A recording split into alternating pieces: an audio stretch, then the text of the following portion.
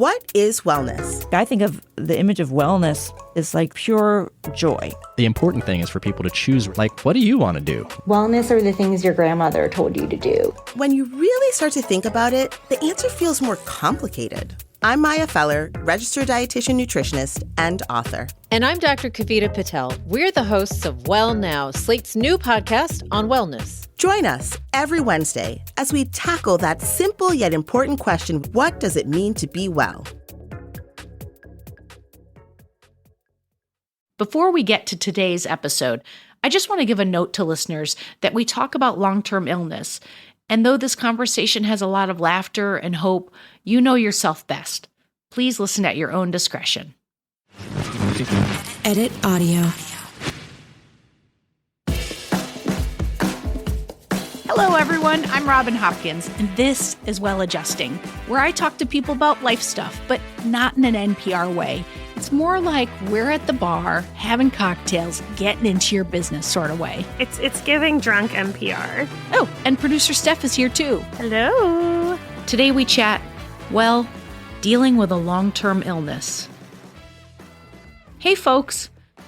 So, I'm just going to get into it today. All right. When we did a call out for season 2 guests, Mary, a woman I knew from college, reached out to me and said, I'd really like to be on the podcast to talk about adjusting to living with a major illness. Now, Mary and I had many mutual friends in common, but we didn't have a ton of direct, crossing of our paths, so to speak. But I've been watching her journey through cancer on social media. And I don't know, it's so strange that these days you may not see people or talk to them, but you can see their lives. Now, there are many negatives about social media, but I do have to say, it has given me a small sliver of a window into how hard Mary's been fighting for her and for her family. So when she said, I want to tell my story, I jumped. There are many, many people out there living with long-term illnesses, trying to figure out their day-to-day, trying to figure out how to show up for loved ones, or living with the pain, the anxiety, and the fear. But I'll tell you what, this is not a conversation of darkness, though there are dark moments. It's a conversation of a fighter. It's a conversation of a person declaring that they are going to live. And I am so proud to share it with you. Now, that is enough for me. Let's get right into it. I'm Mary Walton, and for the last 13 years, I have been battling breast cancer. And, some days it's hard, some days it's okay, but, it's been a rough road. But I'm here. I'm here. You are here. So you reached out when I did a call out for folks for the season.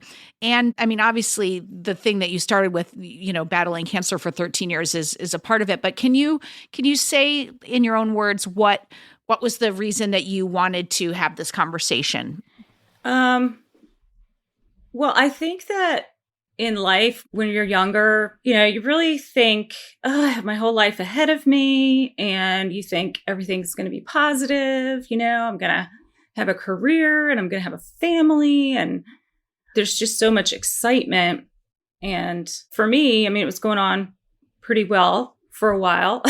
After college, I went and got a PhD in psychology and started working in corporate America and, had 2 kids and, I was living the dream. And, of course I got married in between there too. Sorry, Dave. Anyway. By the way, you are not the first person to forget their spouse. We had early in the season, we had someone who was like, I'm living with the love of my life, my dog. And I said, you may want to mention your husband. And she was like, right. So you're not the first. Oh my God. Anyway, so you're living the dream, and then all of a sudden you just hit a brick wall and you get this diagnosis. And just the title of your podcast is my life. I just thought, my gosh, what a perfect thing to talk about, and some people don't like to talk about if they have cancer or if they've had cancer, or if they don't like to talk about it, and that's okay. That's just who they are. I don't mind talking about it. I think it helps me to talk about it, actually. Wouldn't wish it on anybody, but I will say that I'm not living my life like just, I have cancer, People have asked me, like, how do you get through this? And I say, every time I say, the 4 F's have helped me through this: faith, family, friends, and Dr. Fox, who is my oncologist, who is amazing. Shout out to Dr. Fox. Can I take it back a little bit? Like, I don't want to, we've said this before in other episodes where we talk about, emotional topics. Like, we're not interested in grief porn and like getting in there and hearing like, and then what happened? But we do need to like set it up a little bit for people. So can you talk a little bit about how old your kids were and, like kind of before and then the moment after? Yeah. So, my kids were really young. They were 2.5 and 5. Holy crap. And so, and when I first got it, they told me, okay, well, it's stage 1, and if we do chemo and radiation, we should be able to get rid of it and you'll be okay. So I was like, all right, so that gave me hope. But Sure. What made me sad and the hardest conversation I've ever had was telling my kids, who were so young, and the 2-year-old's like running around, like not, she doesn't know what's going on. Just in a pair of diapers, just throwing things all the time. Because they're 2. Exactly. And we're sitting at the table, and it's, Dave, my husband, me and the 2 kids. And the hardest thing was to say, mommy has an illness, mommy's sick. And in order to get better, she has to take this medication, and the medication is going to make her look sick. To explain to a 2 and a 5-year-old that medicine is going to make you sick. Yeah. Oh, but that's a medicine's really hard. supposed to make you feel better. Yeah. And I remember Dave had to say the hair part. The biggest thing you'll notice is that mommy's going to lose her hair. And I just bawled. I mean, I was just crying. Yeah. That was so hard. And then, I said to my kid, I said, especially the 5-year-old, I said, I don't want you to worry because, the doctor said that if I do this, that it won't come back and I'll be okay. And because they didn't know what cancer was. They didn't know the word. They didn't know anything about it. So we didn't even use that word. And then my 5-year-old, who is very intuitive, says to me, well, what if it does come back? And I was like, wow. I mean, of course, I had asked myself that question many, many times. But for her to ask that question, I said, well, if it comes to that, we'll fight it then.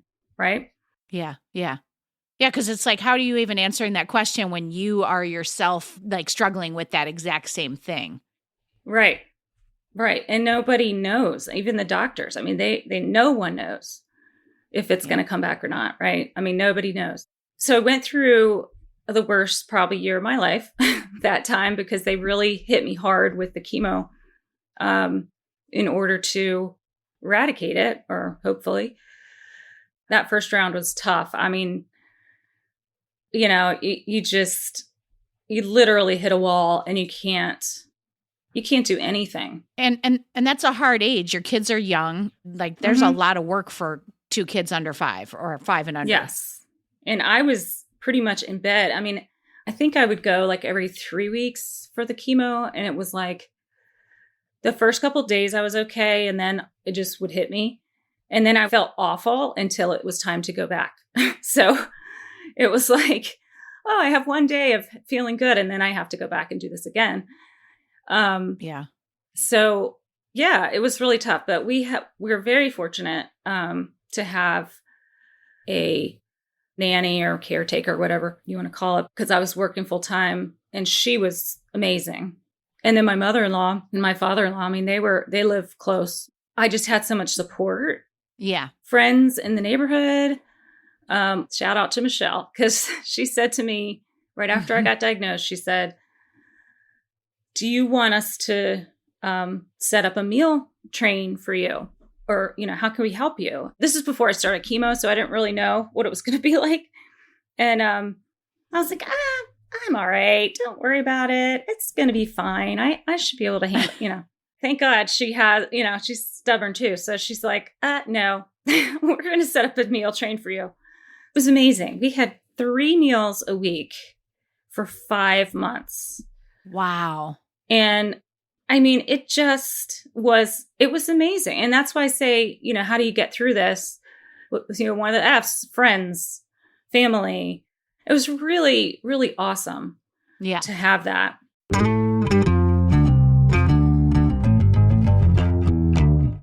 All right, people, raise your hand if you have ever been personally exhausted by email, right?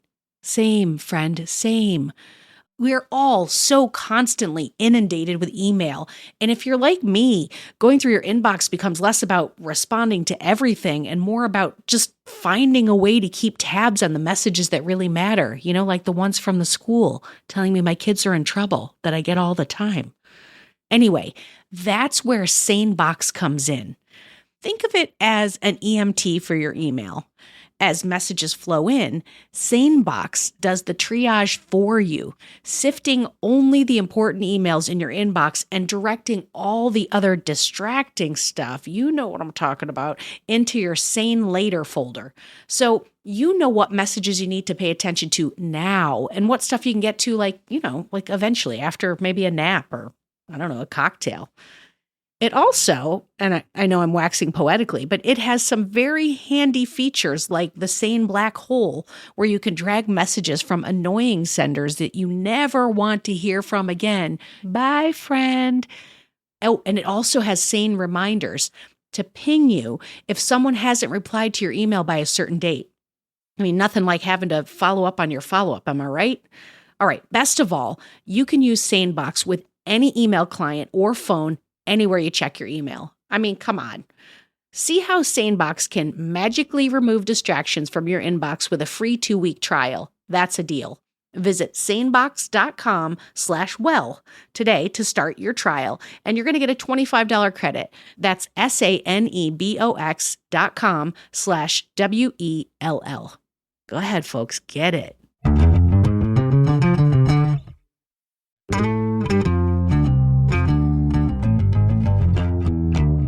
I went through the treatment, I started feeling better.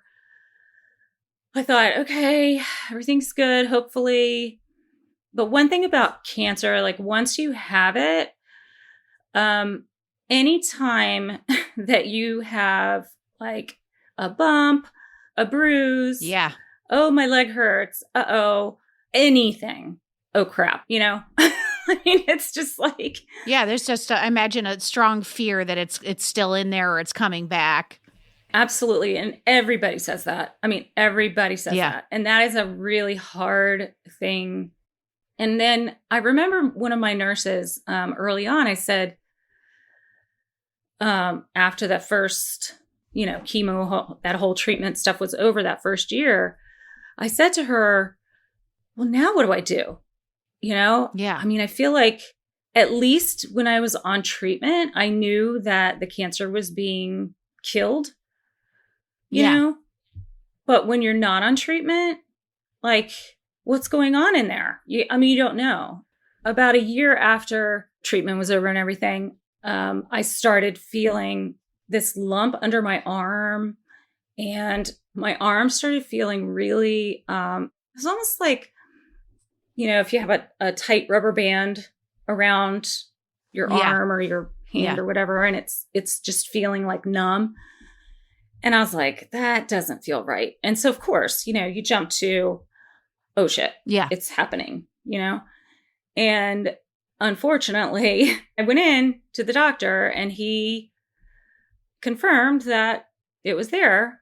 And so, that was probably the second worst day of my life because Because you're just out of treatment. Well, I had been out of treatment for about a year. Okay.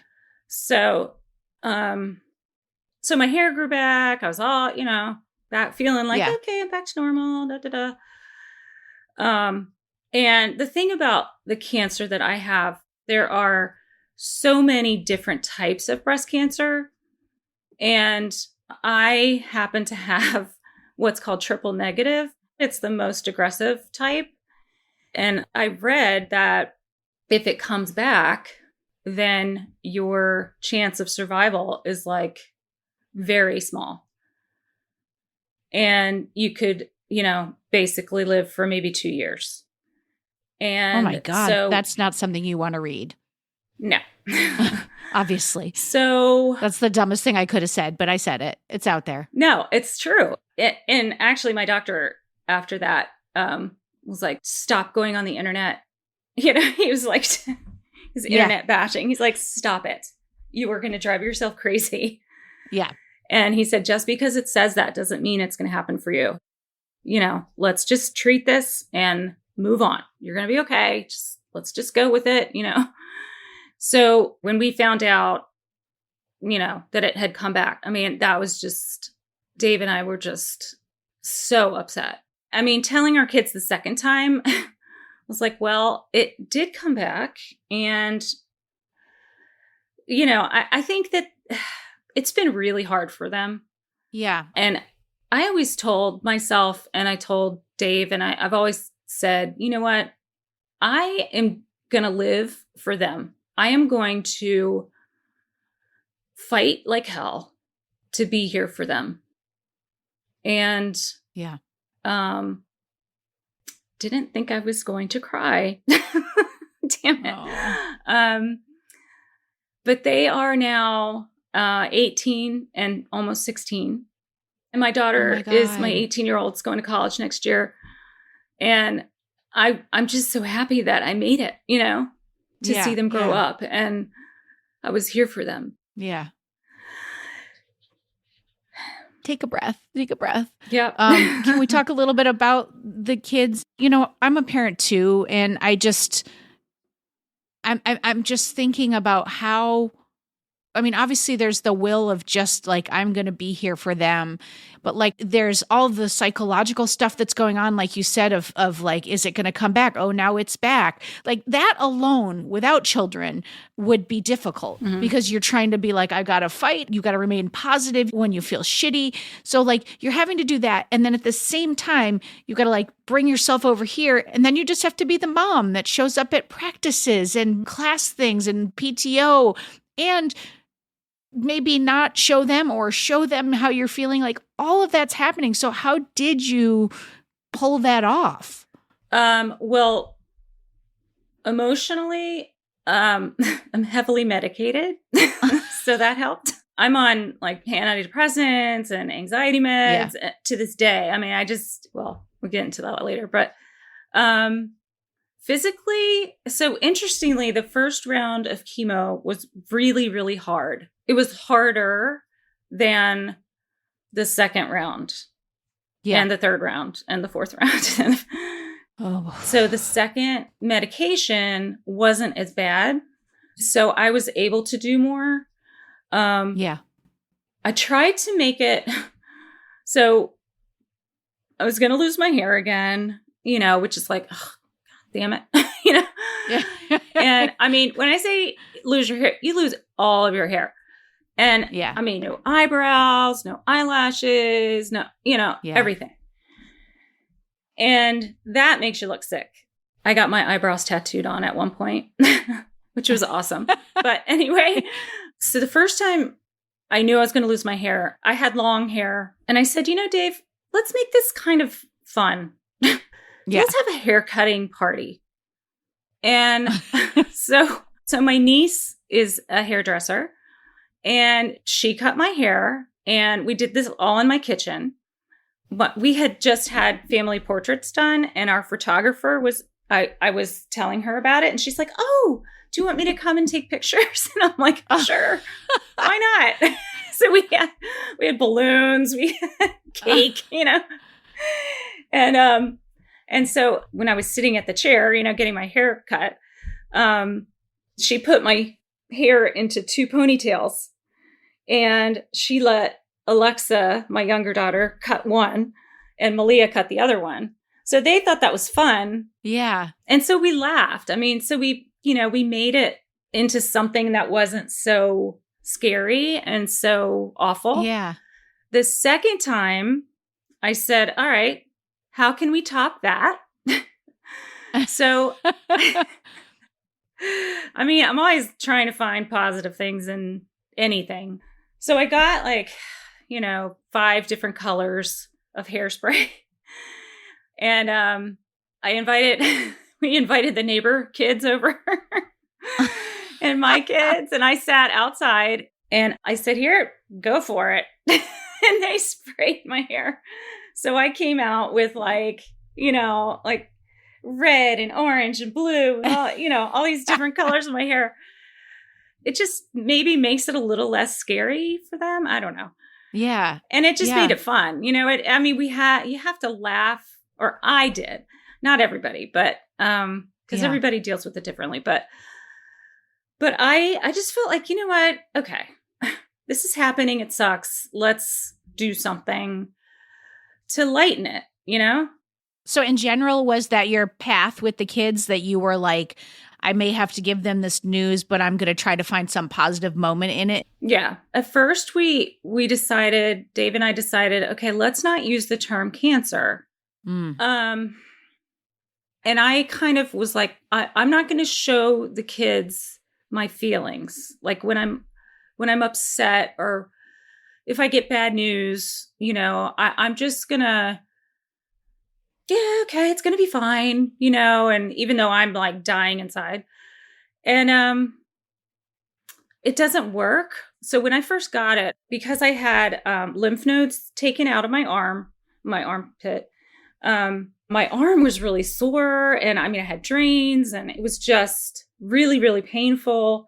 Yeah. And the kids thought that I had arm surgery, and I just kind of let them go with that. And they were over at their friend's house. Their parents knew and said something to the kids, which is normal, whatever. And they said, oh, my mom hurt her arm.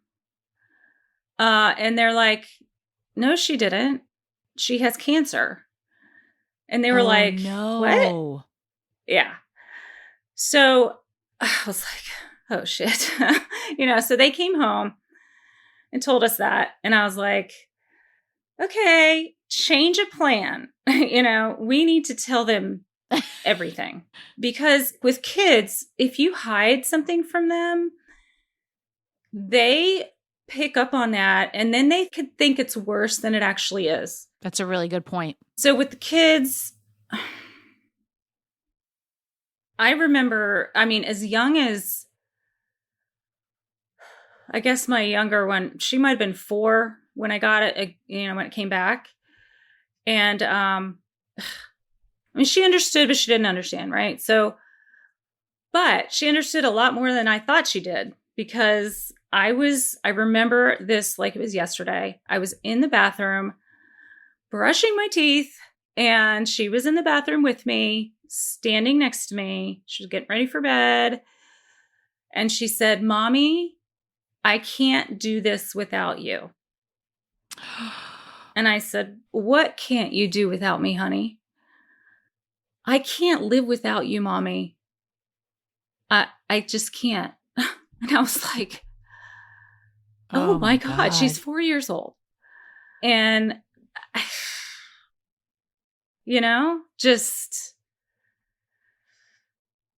and it's hard. It's so hard for them. Yeah. It's still hard for them. So I was like, you know what? We got to change this. And so we sat down with the kids and we said, okay, well, Mom, I did have surgery and my arm does really hurt, but I have this thing and it's called cancer. And so we had to explain, what cancer was and everything. So the other thing was that, so I go for CAT scans every 3 months. And I would get really nervous before a CAT scan because again, you don't know what's going on in there, right? Yeah. Yeah. And at first I tried to hide that from the kids.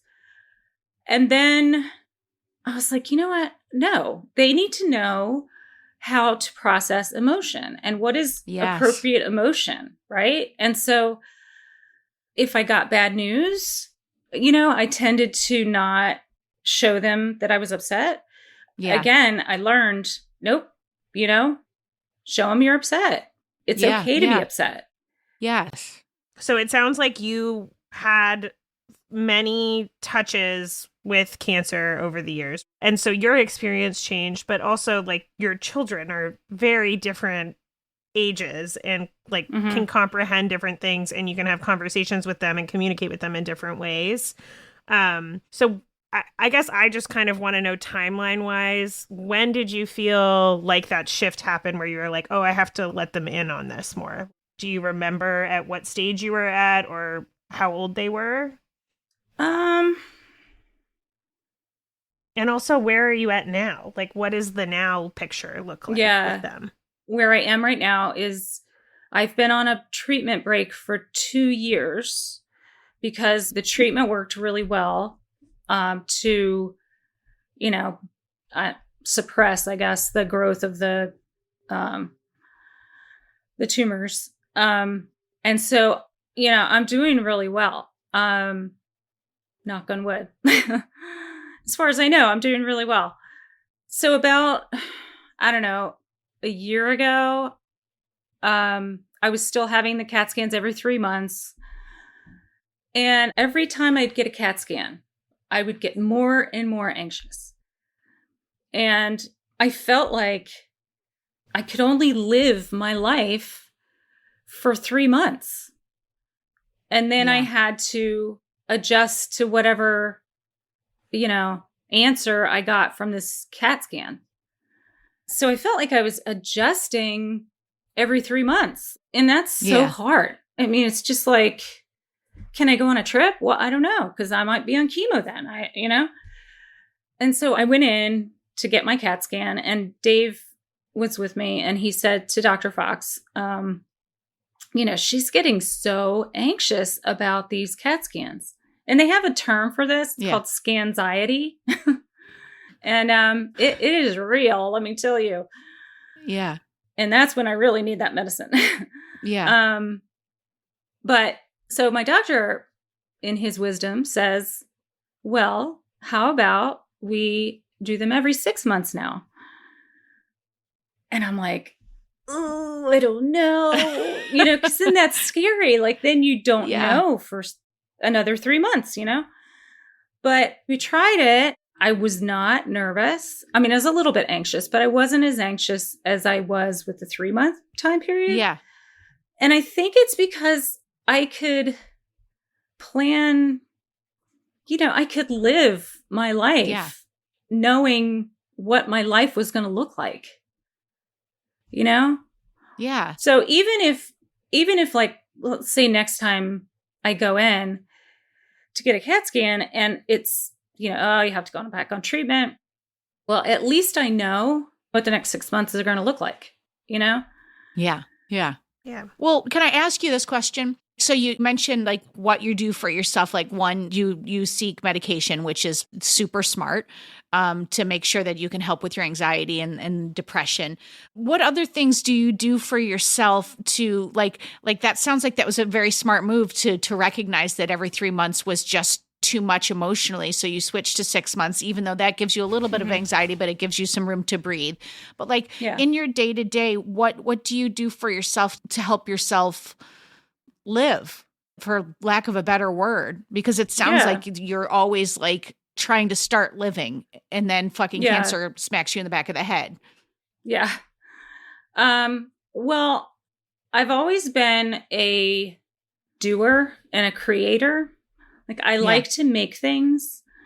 And so I learned how to do like woodworking, and I learned how to do renovation stuff in my house. So I put down hardwood floors, and I, put up trim, and I love that. I'm obsessed with this. But, when you're sitting in the house, because you can't really go anywhere when you don't feel good, and you're sitting in your house and you're looking around, and you're like, I want to update that. Or I need some more cabinets or, and I'm like, I wonder how you do that. So I'd go on the internet and I'd go on YouTube and somebody would be there showing you how to make a cabinet. So I was like, all right. So I got the tools, and with tools, you can do anything. And you made cabinets. And I made cabinets. That was my first thing. I love that. I love like this attitude though. I feel like you come into life with this like, nope, I'm going to do it. And it will get done. And that is so cool. Whether it's like cabinetry, whether it's finishing a round of chemo, whether it's whatever, you're like, nope, this is my thing. I'm doing it. Watch me. Yeah. Yeah. And I love that. I think that's really inspiring. Thank you. Well, the physical part, I'm not 100% back to normal because a couple things have happened because of the treatment. So my lungs, I have some damage to my lungs because of the radiation. Yeah. And then I also have lymphedema in my left arm, which it's not too bad, but I have to wear a sleeve, but I try to, and Robin, you were asking me what else I do. I actually play tennis. Oh, amazing. And, I am trying to live my life like it's normal, and I try to go to my kids, every event that they have. And, I think our relationship is like a typical, teenage girls and their mom. Yeah. And I think that's probably a lot because you talked so openly and honestly about it. I'm curious, did the family at any point, like, did the kids do therapy, or did you feel like that was necessary or needed or anything? Or was it just like you were so open, everything felt like it was out in the open? No, we've done therapy. They've done therapy. We've done therapy. We've done it together. They've done it separately. I think that they know that they have a different home life. Yeah. Or they've had a different home life. And they definitely express it differently. So, for instance, my older daughter, when she was in 5th grade, she did not want to talk about it. Like, she would avoid it at all costs. Yeah. And, yeah, we kind of worried about that. That's part of why, therapy came in. But then she had to write an essay in class, and all of her feelings came out. And right after she wrote it, I remember we were sitting at the kitchen island, and I was sitting there, and she brought it over to me, and she said, "Do you want to read my essay?" Which she didn't always do. And I said, yeah, I'd love to read your essay. And it was about, she had known, I guess, a lot of people, like her classmates, grandparents, or so-and-so dying of cancer. And one of the last lines that she wrote was, "Hopefully my mom will not be next." Oh. Another time I was doing a new treatment, and I came home, and I was like shivering and shaking. So I was having this reaction to it. So I called my doctor right away. And, he said, okay, take some, Benadryl, and that'll calm it down, because your immune system is overreacting. Yeah. But in the meantime, I'm shaking. I have coats on, and my kids had just come home, and Alexa, my younger one, immediately ran over to me and said, "Mommy, are you okay? Are you okay?" I'm like, "I'm just really cold. I'm really cold." And she brought me like blankets and, all kinds of things to put on me. I mean, I was covered in like, 20 blankets. And Malia, she's my older one. Yeah. She avoided the situation. Yeah. Because I don't think she was, I know she wasn't comfortable with it. And it was too much. And that's okay. I mean, I don't want her to think, oh, I wish she had come over too, because it's just different. And my point is that the kids are different. And so you kind of have You gotta use roll your with it. judgment and on how to talk to them. Well, Mary, I do want to say we interviewed somebody in season 1, and her mom died of cancer when she was young. And she was still, it was a decade later, and she was still massively, massively processing. And one of the reasons was because no one talked about it in her family.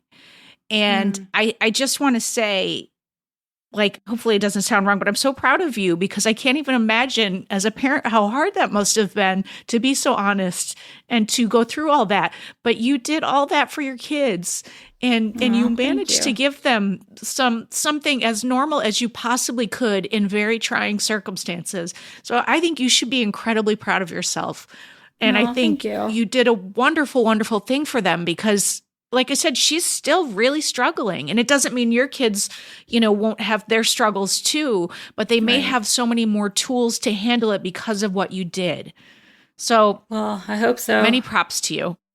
The biggest thing that I hope my kids learn from this experience is that, life can throw you a bowl of crap, right? Yeah. And you know what? You can lay down and let it hit you in the face, or you can maneuver yourself and, do the best you can, try to be positive. I mean, I certainly have bad days where I feel really depressed or I feel really tired or whatever. But I just hope that they learn that they can get through anything. Like if I can get through this and they can get through this, then they can get through anything. The other thing is the spouse, like the caregiver, in my case, Dave, he's been such a big part of this too. And really haven't talked about him very much, but, they've done a lot of research and stuff on how this impacts the caregiver, and, because his life is disrupted as well, because he doesn't know. I mean, when I say I don't know what my life's going to look like in 3 months, he doesn't know either. Yeah. Like, we're both very controlling, like we like to control our lives and our worlds. And for two people who were like that, this is hard. Yeah. To someone who's starting a journey that you are on, what advice would you have as a person, how to take care of yourself, as a parent? What wisdom could you impart? One thing that comes to mind is when you're picking your doctor, make sure that not only do they know their stuff clinically, but that they are compassionate and that they have good bedside manner. And I say that because I went to get a second opinion when it came back, because, I had read that, oh shit, I'm going to die. And, so I worked for a pharmaceutical company. They do research on cancer. And so I reached out to one of the doctors and I said, what doctor can I get a second opinion from? And he said, this guy up in Boston, he's a really top researcher in this area with triple negative cancer and blah, blah, blah. So we made an appointment. We get there and he was very nice, but he basically told me that I should get my papers in order. And what? That, yeah. And he didn't say, 'cause you're going to die soon, but he might as well have, Yeah. And I mean, I was pissed and sometimes I don't say anything, but I was like, oh no. And I said, you know what? I said, you don't know when I'm going to die. I said, I could walk out here and get hit by a bus. Yeah. So no, you can't tell me that. And I said, I understand the averages, but let me tell you something. I'm an outlier. Good for you. So then I went back to my doctor and I said to him, because he had never, ever said that to me, ever. And I said, well, I got my second opinion. And it just reassured me that you're the best doctor in the whole world.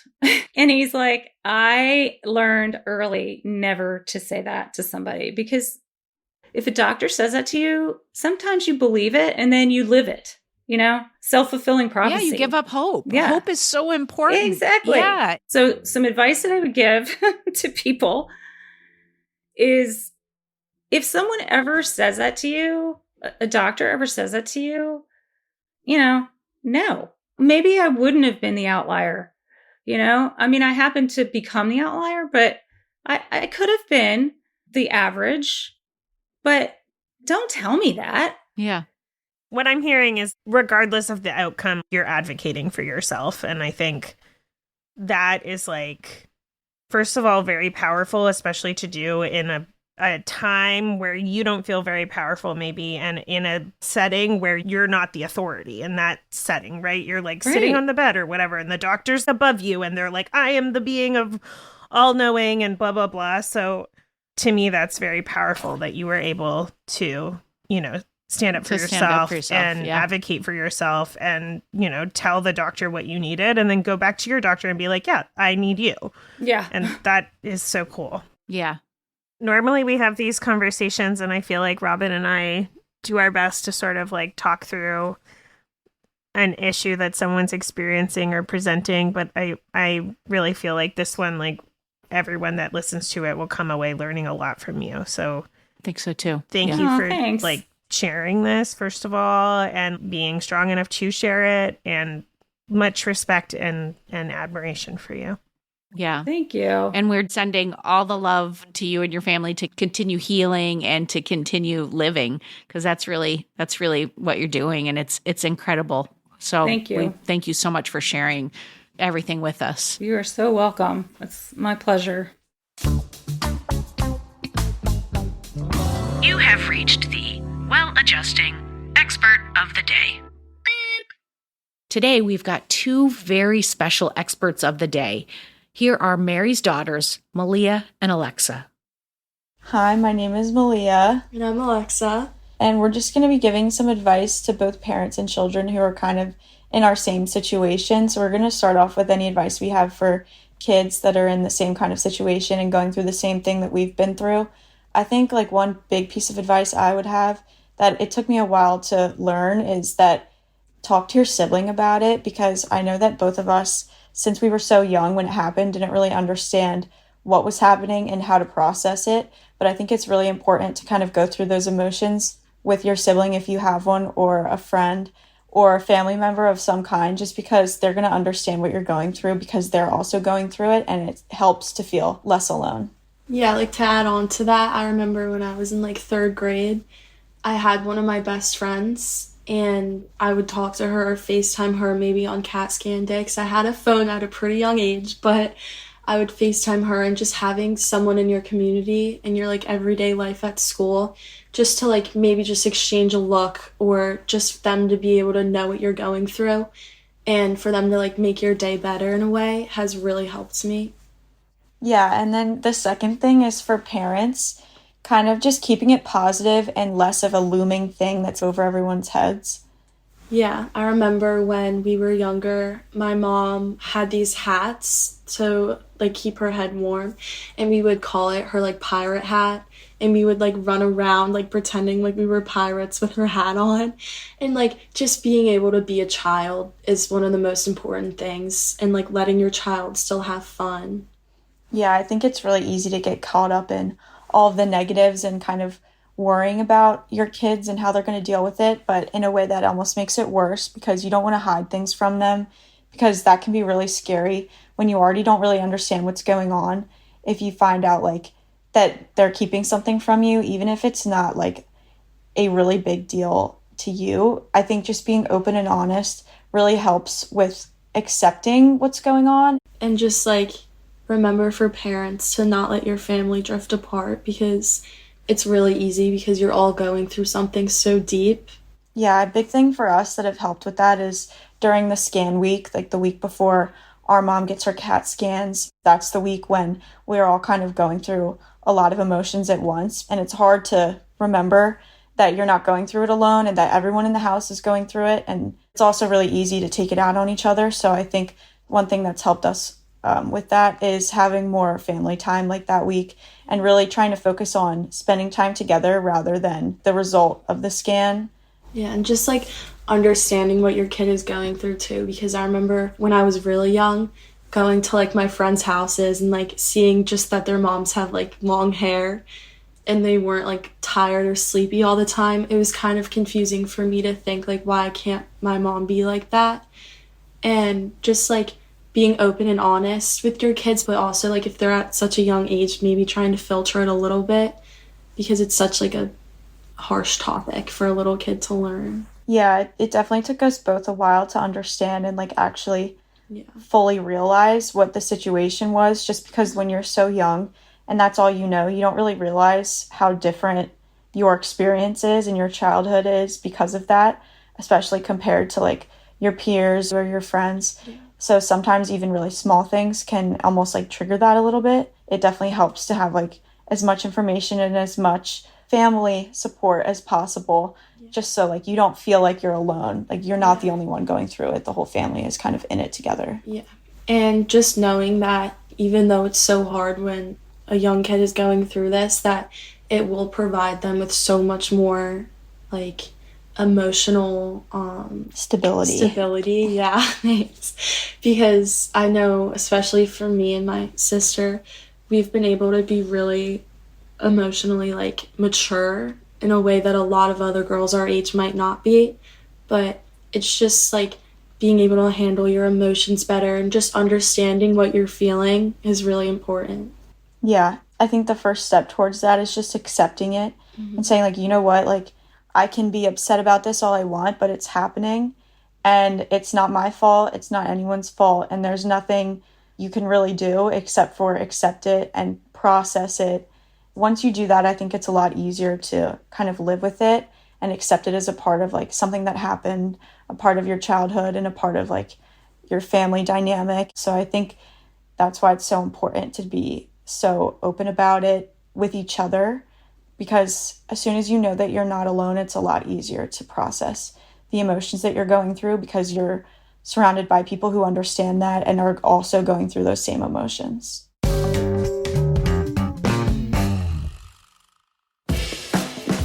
Okay, that's it for today, folks. But before we go, I want to say so many thanks to Mary for bravely sharing her journey with us. And thank you to Alexa and Malia for your wisdom, your emotional intuitiveness, and for sharing all your learnings with the other folks who may be struggling. For more Robin, and you may need that, you probably don't need it, but like if you do, you can follow me at Real Rob Hops on all the platforms, all the socials, as the kids today say. Well Adjusting is an Edit Audio original, exec produced by Steph Colburn and Robin Hopkins. Thank you to Maria Passingham, Kathleen Speckert, and the whole Edit Audio team.